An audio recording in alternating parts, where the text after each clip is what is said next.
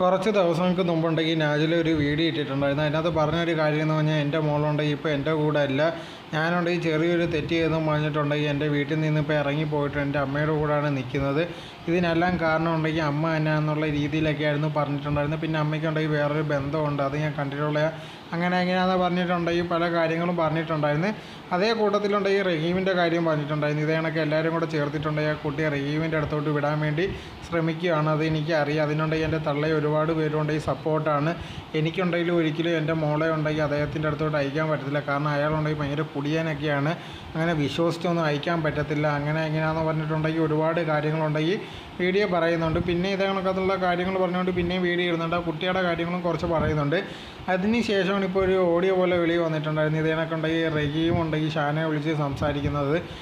അതിനകത്ത് പറയുന്ന ഒരു കാര്യം എന്ന് പറഞ്ഞാൽ നീയും അതോടെ തന്നെ നാജിലും ഉണ്ടെങ്കിൽ എന്നെക്കുറിച്ചും മോളെക്കുറിച്ചും ഒരുപാട് കാര്യങ്ങൾ പറഞ്ഞ് വീഡിയോ ഇടുന്നുണ്ട്.